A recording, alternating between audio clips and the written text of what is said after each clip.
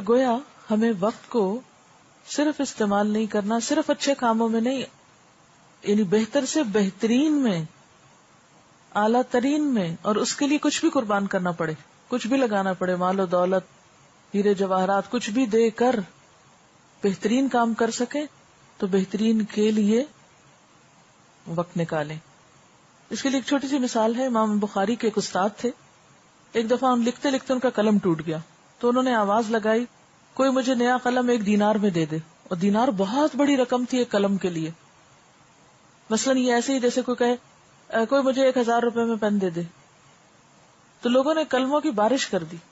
ہے کہ ایک تجارت کا موقع ہاتھ آیا تو انہوں نے فوراً لیا بہترین قلم اسی وقت، تاکہ ان کے وقت کا ایک لمحہ ضائع نہ ہو، کیونکہ ان کے نزدیک 1 دینار کی کوئی قیمت نہ تھی اس وقت کے مقابلے میں جسے وہ استعمال کرنا چاہتے. بعض اوقات ہمارا حال کیا ہوتا ہے، سستی چیزیں خریدنے کے لیے سارا سارا دن بازاروں میں خالی کر کے وقت ضائع کرتے ہیں.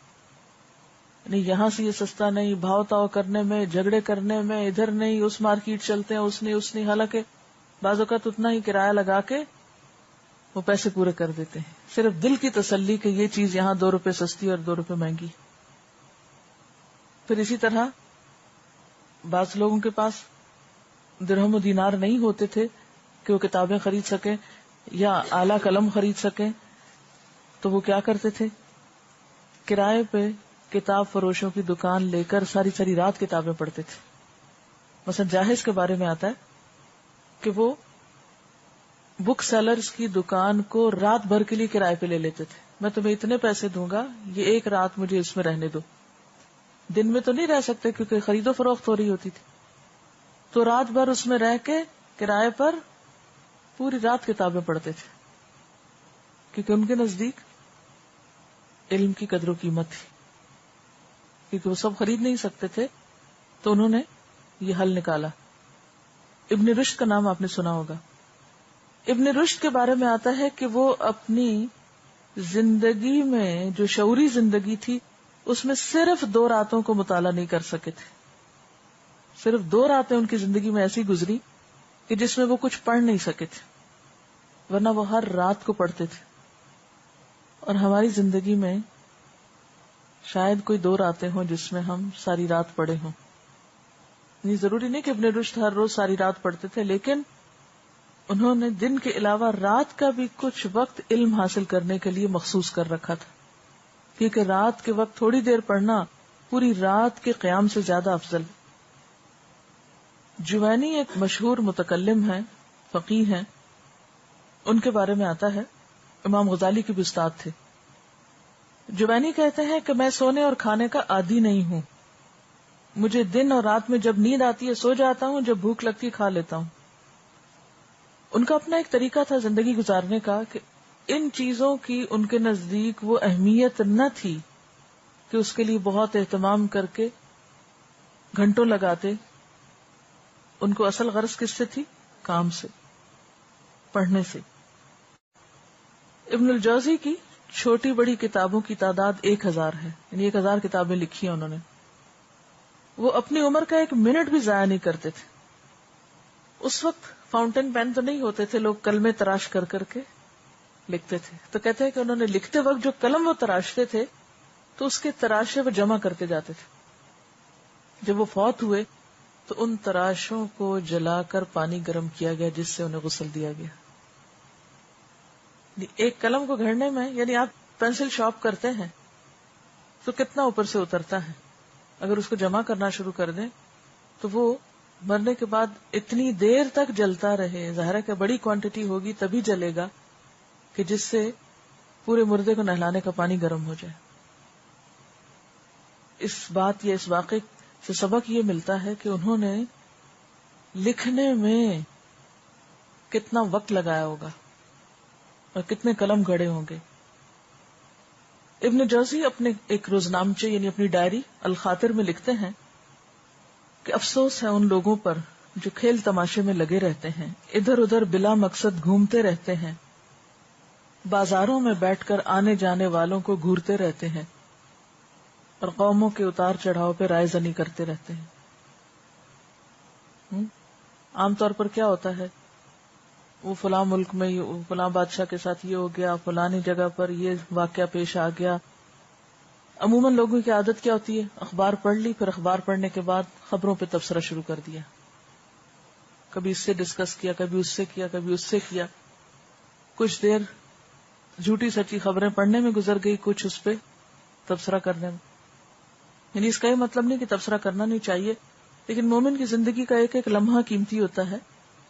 وہ ہر چیز سے ایک سبق اور عبرت تو لیتا ہے، لیکن بیکار کی ڈسکشن اور گفتگو کے لیے اس کے پاس وقت نہیں ہوتا. اور بہت سی باتیں انسان جب پڑھتا ہے تو اسے پڑھ کر کبھی خود سے بھی ڈسکس کرنا چاہیے، اپنے اندر بھی غور و فکر کرنا چاہیے. کیونکہ کثرت کلام جو ہے، گفتگو کی زیادتی جو ہے، یہ بہت سے اوقات کو ضائع کرنے کا اور برباد کرنے کا سبب ہوتا ہے. جتنی لاتعلم باتیں کرتے چلے جائیں گے اتنا ہی وقت نکلتا چلا جائے گا اور آپ کو احساس بھی نہیں ہوگا. آپ دیکھیں کہ ہمارے ٹائم ویسٹرز کون سے ہیں. میں سمجھتی ہوں سب سے نمبر 1 ٹیلی فون ہے. ایک ایک کال پہ آپ بعض اوقات 15 منٹ 20 منٹ آرام سے صرف کر لیتے ہیں. پہلے ہی ہوتا تھا کہ کوئی کسی کے پاس جائے اور بیٹھے تو بات کرے، اب یہ کہ جب چاہے فون پر 15-20 منٹ لگا لے، احساس بھی نہیں ہوتا، نہ کرنے والوں کو نہ سننے والوں کو. تو عموماً ہم جو وقت ضائع کرتے ہیں اس میں کئی اسباب ہوتے ہیں. نمبر 1 تو ذاتی سبب ہے، ہم خود اپنے وقت کے ضائع کرنے کا. ہم خود ہمارے ذاتی مسائل اور ہماری نفسیاتی کیفیات جتنا ان میں الجھا ہوتا ہے اتنا ہم وقت ضائع کرتے ہیں.